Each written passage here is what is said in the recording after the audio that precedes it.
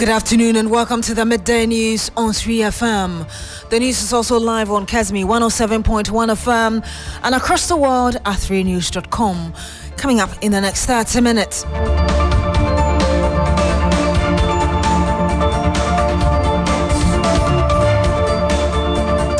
Pressure mounts on the government to close down all 46 colleges of education across the country as CTAG members remain on strike.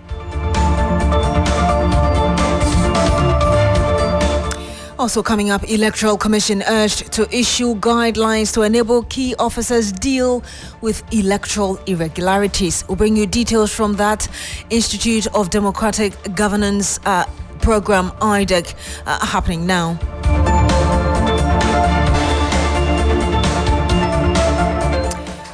And much later, government embarks on a demolition exercise as security operatives discover that the Dodowa forest has been encroached.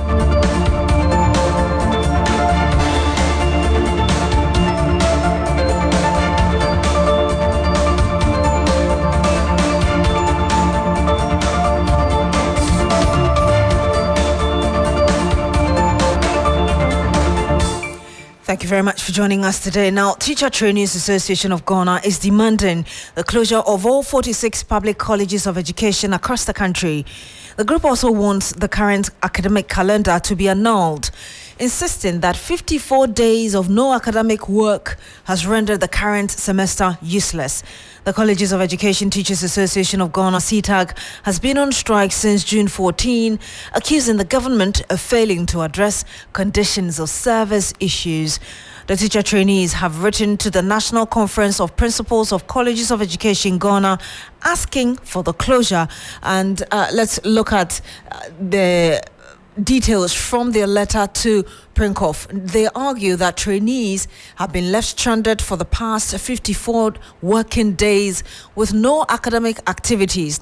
These are the challenges they outline in that. Now, the strike has imposed numerous challenges, including a complete halt of academic activities across all 46 public colleges of education, leaving teachers with no choice but to be outside. Now, also that the trainees face a constant security threat on campuses resulting from the withdrawal of services by CTAG. Again, continuous financial strain on teacher trainees, parents and guardians due to the lack of academic activities. That colleges should close down by Monday, August 12, 2024.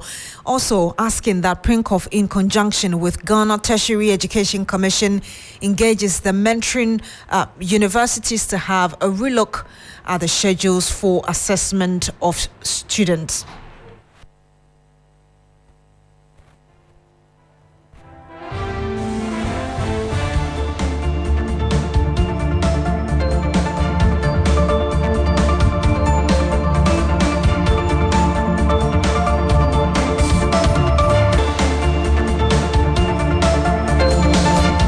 You're still here on the Midday News on 3FM. We'll be speaking to one of the representatives of the Teacher Trainees Association. But let me bring you some more from that letter to Prinkoff. It says that, like I was just telling you, that Prinkoff, in conjunction with Ghana Tertiary Education Commission, should engage the mentoring universities to have a relook at the schedules for assessment of students, that all forms of examinations for this semester be withheld since there have not been any academic activities over the last 54 days, and that the current academic semester be annulled for a fresh academic semester.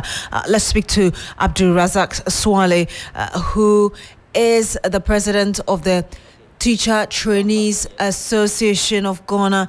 We'll be speaking to him very shortly and also bring you a situational report as regards to what's really happening on the various campuses, even as these teachers ask for Prinkoff to Prinkoff to close down these 46 colleges of education. We'll bring you more on this, but ahead of that, the Institute for Democratic Governance, IDEC, is urging the Electoral Commission to establish clear processes and procedures on how its key officers will address irregularities during the counting and collation process ahead of December 7. It is holding a seminar with key stakeholders to discuss issues of concern ahead of the 2024 polls.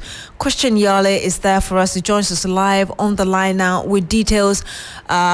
Christian will be joining us very shortly on the line, but I was just telling you that IDEC is holding a conference with stakeholders ahead of this year's general election, and some issues are coming up on how Electoral Commission officers can handle irregularities on that day, December 7, when the general election will be held. Let's listen to Dr. Kwesi Jonah, who is Senior Fellow at IDEC. He spoke at that program a while ago. You are not counting the ballots. There is a particular ballot paper, you don't know who the person voted for, because the thumbprint cuts across. Generally, common sense dictates that if the bulk of the thumbprint is against a particular candidate, that is the intention of the voter. We wanted to vote for presidential candidate Kwesi Jonah, because about 75% of the thumbprint is against me. But believe you me, that's a paper. If you are in the stronghold of one of the parties, there will be pressure to reject, to declare it a rejected ballot paper as a voter. There are so many issues that cause hold-ups in the process, counting and collation process. We have brought all the results of the various places at the constituency collation center. We have put them on the board. Somebody challenges this. I was at this police station. This is not what I saw. There's a voter. So there is the need for the EC to give clear guidelines to the officials of the police station and the collation centers. If such a thing happens, how do you proceed? And you had there Dr. Kwesi Jonah, he's Senior Fellow at IDEC. Let's connect to Christian Yale, who's monitoring the event for us. Christian, we just heard a Senior Fellow at IDEC there giving us some information. What more can you tell us from this program?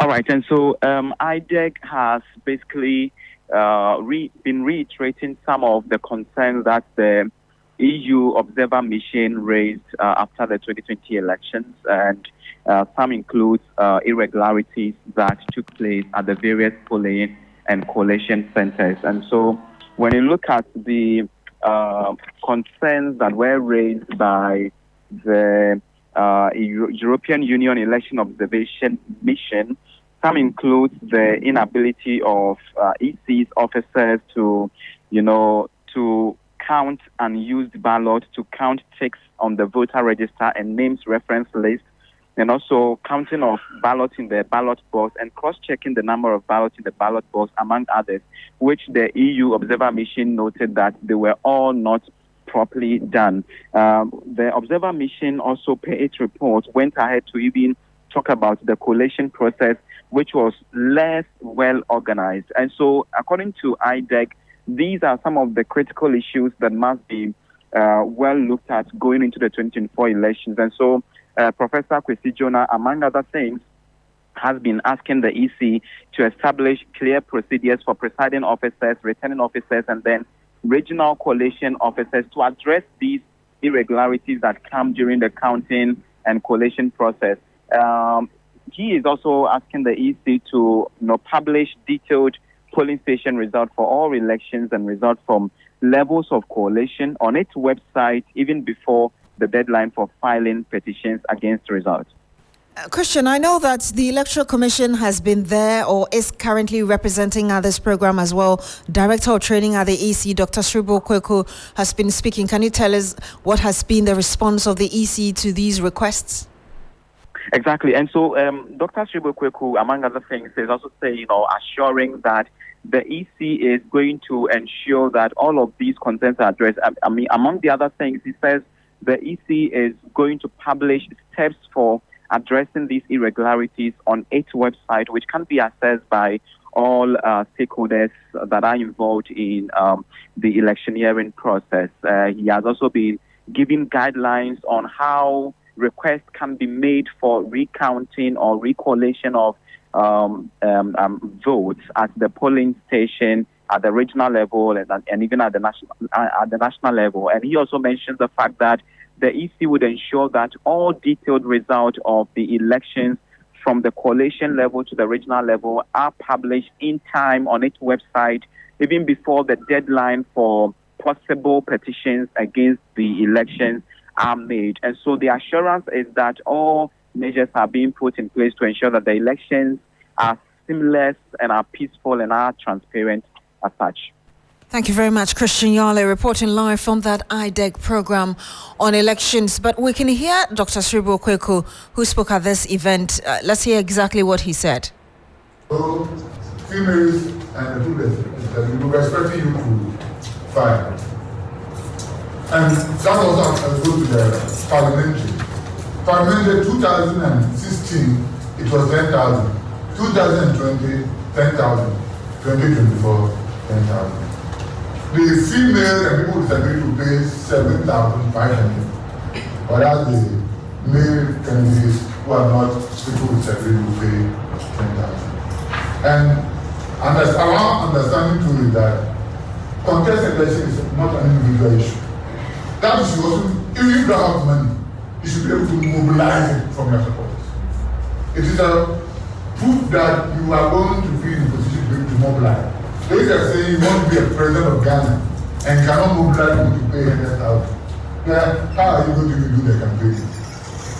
You heard the Director of Training at the Electoral Commission, Dr. Sribo Kweku, at that program organized by IDEC. Earlier, you heard Christian Yale, our reporter, giving us some details happening there. Now, the Regional Coordinating Council of the Greater Accra region is currently demolishing buildings sited in the Dodowa Forest. The team, led by the Regional Minister Titus Glover, says that this is part of efforts to prevent further encroachment of the forest. Joseph Armstrong Alogbe is with the team and joins us live on the phone. Joseph, you're there. Just paint a picture for us how extensive this encroachment is. Yeah, so Beatrice, currently we are done with the side of the Dodowa Forest and heading towards Klagon. Not too sure exactly what is going to take place at Klagon, but at the Dodowa Forest is where we saw one estate developer putting up a very huge fence wall right in the middle of the forest, and that the chief says they've cautioned him many times, but he will not listen, hence the need to call the regional minister, and he promised, and indeed he has walked the talk as they wanted him to. So as I speak to you right now, the fence wall sited in the Dodowa Forest has been pulled down, including one building that was seen in there was also pulled down. As I speak to you now, they were able to plant about some 1,000 seedlings in there just to reclaim the forest business. That's wonderful. I know the minister has been speaking. Can you just give us a gist of what he said, and then we can hear him directly? The minister just said that he is going to make sure that he keep his eye on the activities in the forest, warning that anybody that tries to come in there again will be picked and dealt with according to law. Thank you very much, Joseph Armstrong Alogbe there with the Greater Accra Regional Minister currently dealing with some encroachment within our forests, within the Dodowa area. Let's listen to Titus Glover when he spoke earlier.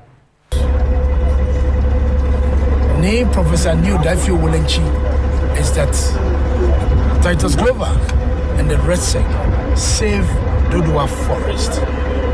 That was the first comment that he passed. So the Red Sec, thereafter, we declared the Dodowa Forest and Katamanso Pinpoint Forest as security zones. These are two landmark forests in Gadangme history. So we are here to regain our forest back. With the support of the Forestry Commission, they have given us some trees that we are coming to plant. Then with the support of the DC and some students around NNMA to do the planting. You heard that the Greater Accra Regional Minister Titus Glover. Now, the Public Utilities Workers Union has kicked against political interference in state institutions. The union says that this undermines progress and also conducive working environment. General Secretary of the Union, Michael Adum Ata Nyantechi, was speaking at a 13-delegate conference in the Central Region. We also have the issue of the fact that most of the companies we are working in are state companies, and there is always a lot of political interference in the running of these companies, and it also affects both the progress and the sanity that needs to prevail at the workplace. And these times, workers also want to see that if they are contributing their quota, then they should also get the fair opportunities. But sometimes these opportunities are also blocked because of some of these political interferences. So these are some of the core challenges. Then you also have some members who will not want to do things the right way, as I indicated. Those are always some challenges we need to constantly see how we navigate between the workers and management. The Minister of Employment and Labour Relations, Ignatius Afful, also assured the workers of improved working conditions. As a sector minister, Mr. Chairman, my major preoccupation is to continuously improve the working conditions of workers to contribute meaningfully to the development of this country. This is vital to address the myriad of challenges Ghanaian workers face at their various workplaces. Notably, amongst these challenges include relatively low remuneration, long working hours, casualization, poor working conditions, low social protection coverage, and absence of unionization. There is no doubt that these factors greatly undermine efforts to promote decent standards for workers. Thankfully, we have the benefit of social dialogue to navigate through these challenges and make the workplace a better place for all workers. You heard that the Minister of Employment and Labour Relations, Ignatius Afful, were speaking at the 13th Delegate Conference of the Public Utilities Workers Union. We stay in the Central Region, and reinstated Regional Chairman of the National Democratic Congress for the Central Region, Professor Richard Adu, has called for unity amongst the rank and file of the party in order to win the 2024 general election. Professor Adu was suspended by the Functional Executive Committee of the Opposition NDC for unlawful suspension of the Ascent Central Parliamentary candidate of the party. Commenting for the first time after his reinstatement as regional chairman, he said that the event that led to his suspension was for the good of the image, of the party.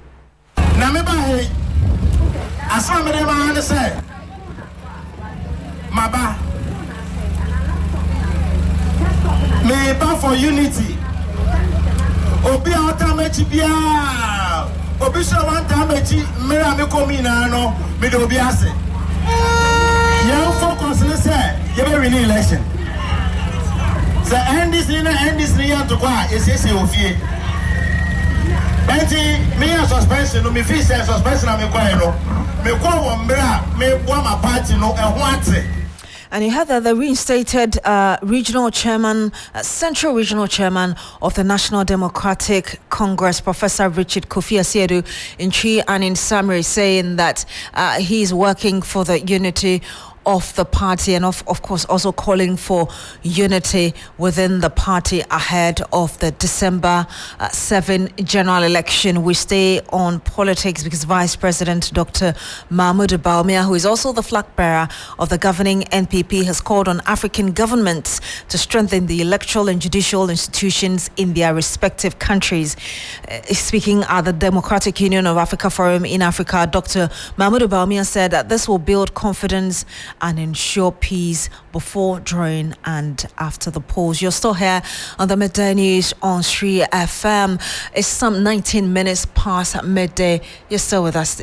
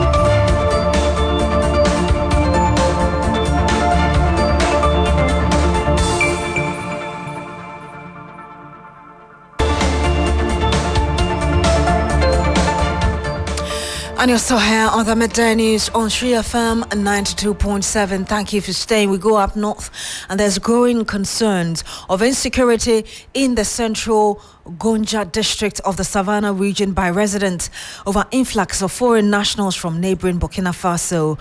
Hundreds of the foreign nationals have pitched camps at about 55 locations in deep forests within the Buipe enclave. The foreigners, who arrived in several badges in long vehicles, are said to be seeking refuge following jihadist insurgents in northern Burkina Faso. Lawyers say that they feel insecure with the number of people arriving on daily basis. Christopher Mwako is in the Buipe community and joins us live on the phone with some more. Chris, just explain a bit further how these foreign nationals got into the area and how their presence is posing a security threat to residents, as they make us believe. Yes, so Beatrice, according to the residents, they do not even know the time these supposed refugees get into the area. Most of them wake up in the morning and they see that they arrive. The residents have questioned them, and they have indicated that they fled from neighboring Burkina Faso, where recently there were some jihadist attacks, and so they are in the Bupe area to seek refuge. But for the residents, because of the lack of information, especially from DISEC, especially from traditional authorities and the Regional Security Council, they fear, because this is a period that once the jihadist insurgency is in the neighboring countries, and so the national security is also telling them that anytime they see people trooping into the area, they have to report. And so that occasioned the residents to, as it were, inform or meet DISEC and traditional authorities to get more information on that. But DISEC has indicated over the period that they are not aware of the people living around the area. However, the United Nations Refugee Agency have been monitoring the development in the area, and also have been meeting with these people who are seeking asylum in the Bupe area. Let's take a listen to what some of the residents have been saying. Chris, unfortunately, we don't have that now, but can you tell us more about authorities like DISEC, traditional rulers, who are custodians of the land, really, immigration officers, among others, what they are saying beyond what you've just told us?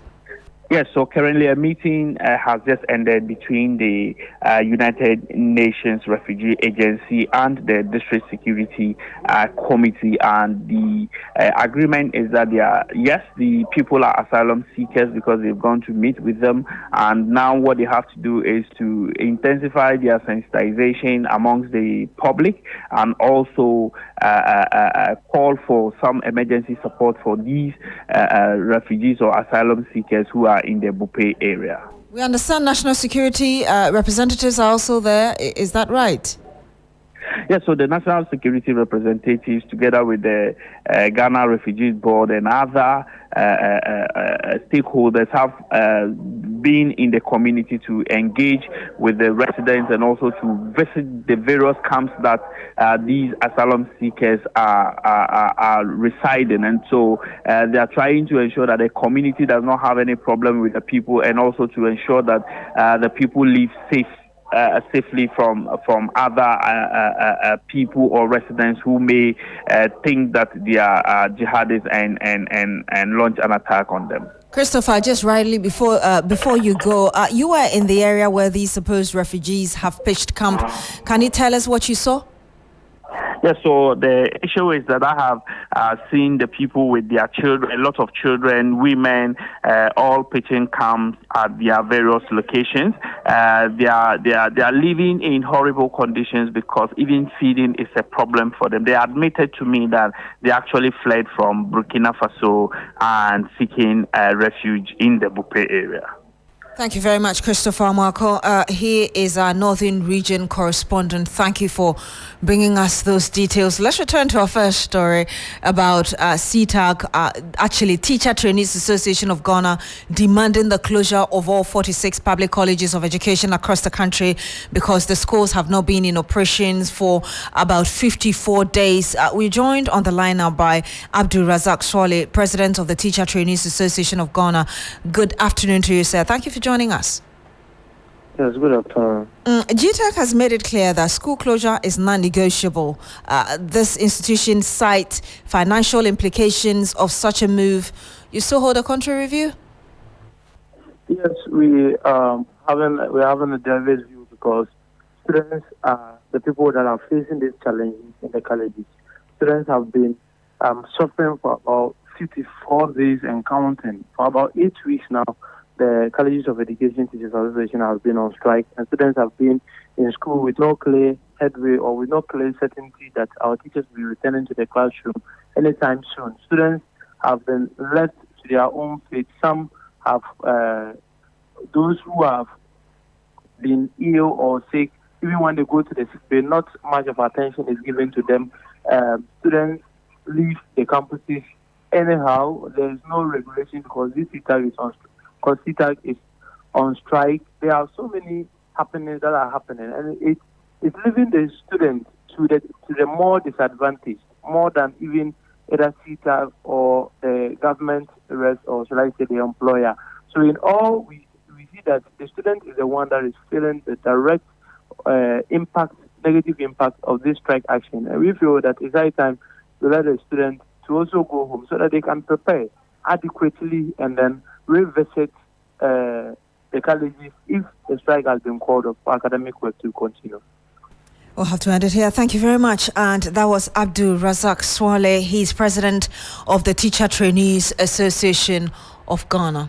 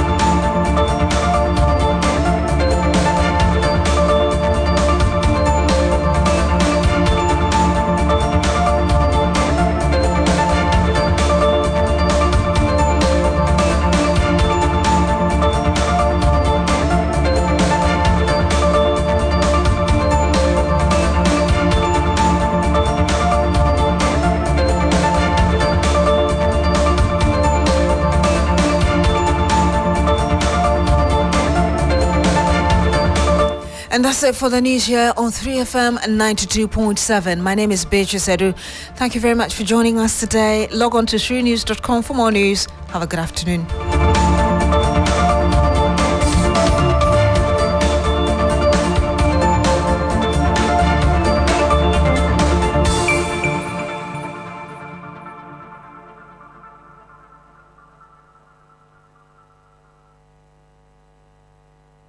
I go kill you with 10 years of rewarding radio and television excellence. 10 years of rewarding excellent voices and personalities.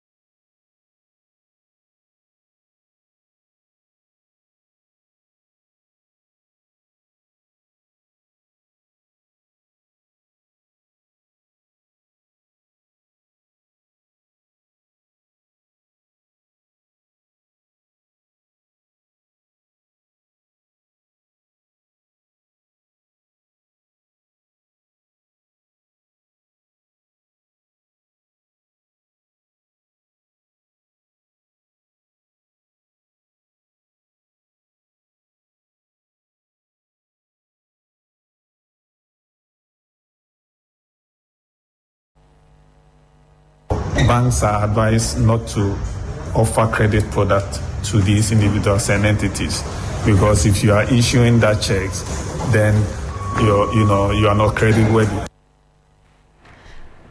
Also, manufacturers raise concerns about influx of goods that could have been produced in the country.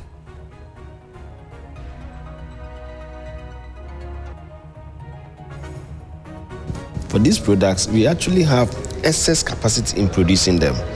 Unfortunately, even though we have excess capacity, we still import a lot of these products.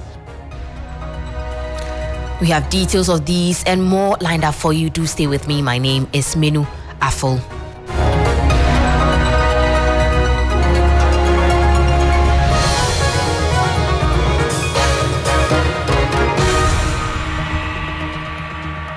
Well, in our first story, the Bank of Ghana has issued a stern warning to financial institutions, urging them to exercise caution when granting credit to customers or businesses with history of issuing dark checks.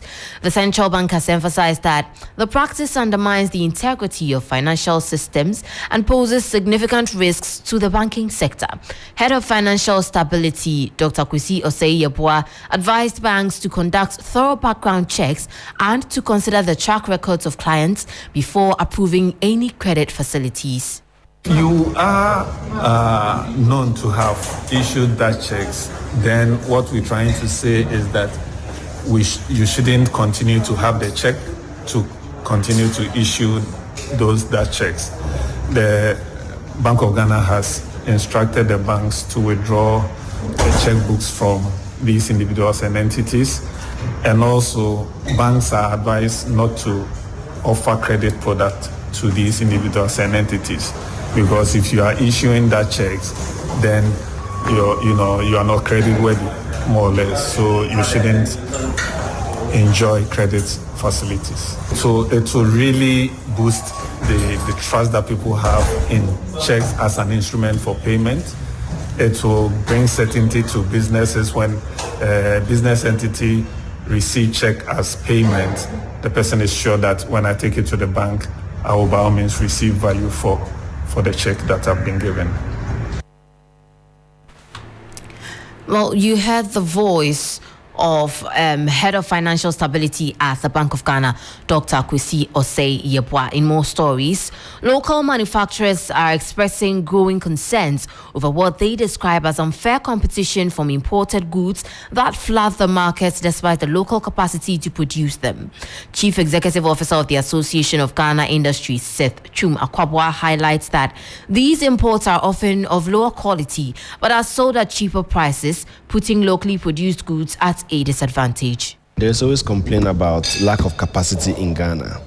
We do admit that some products, we are not producing them here because they are a bit more sophisticated. But I can say that there are several products that we are producing in Ghana, and we indeed have adequate installed capacity to produce those products. And I give examples of cables, of diapers, of the oils, and several other products. For these products, we actually have excess capacity in producing them. Unfortunately, even though we have excess capacity, we still import a lot of these products. So our concern as AGI is how do we deal with this situation, because we need to produce as much as possible locally. When we do so, we're able to expand our economy, we're able to create jobs for our people. Industry contributes a lot to job creation. When we have agriculture and it's manufactured and it's linked to service, then you have the entire chain being done in Ghana. In that case, you are creating job, you are adding value. You heard the voice of CEO of the Association of Ghana Industries, Seth Chum Akwabwa, there. Away from that, the Liquefied Petroleum Gas Marketing Companies Association of Ghana has announced an impending boycott of Sage Petroleum and Blue Ocean, scheduled to begin on Monday, August 12. The association has decided to collectively cease purchasing LPG from the two companies. The decision, aimed at addressing alleged unfair competition and protect their investment, could lead to a potential LPG shortage in the country. The decision comes as Sage Petroleum and Blue Ocean prepare to enter the LPG retail space, a move that the association fears will push them out of business. The two companies are bulk suppliers of some 50% of the product. The marketers argue that allowing Sage Petroleum and Blue Ocean to retail LPG directly to consumers would create an uneven playing field, giving them an unfair advantage. An industry watcher and executive director at Center for Environmental Management and Sustainable Energy, Benjamin Insia, noted the marketers are protecting their investments. Because of their economies of scale, their products are likely going to be cheaper compared to what the LPG marketers are selling. And that means LPG marketers in the future are likely to be kicked out of business. So based on this, we think that that's why the LPG marketers have taken this position. But it is not going to help the country because in the long run, it's the household and firms who are going to suffer. He has encouraged the National Petroleum Authority to take action to ensure a level playing field in the industry. Fuel trade and others will be supplying only 50%, and 50% cannot cater for the 100% we need to supply to various households and firms. So we think that MPA in the shortest possible time must be an arbiter and engage all stakeholders to resolve this matter amicably in order to avoid this particular shortage we are talking about. If we are not able to avoid this shortage in the shortest possible time, what it means is that prices of LPG are likely to escalate. Well, in more business stories, the Association of Ghana Industries, AGI, has warned its members to avoid activities that contribute to exchange rate volatility, as it can have negative effects on international trade and investment decisions. According to Chief Executive Officer Seth Chum Akwabwa, the association will not support members who engage in such activities. He noted exchange rate volatility can lead to increased risks and costs for businesses, making it essential for companies to manage these risks effectively. During a meeting with the Association of Ghana Industries AGI, Minister for Finance Dr. Mohamed Amin Adam expressed concern over the practices of some local manufacturing companies, which he believes are contributing to the rapid depreciation of the cedi. He warned that this trend is destabilizing the exchange rate regime, causing volatility in the cedi's value. One manufacturing company, a oil processing company, went and placed $50 million in a bank, and yet did not even have a third of that in cedis to back the 50 million they were demanding.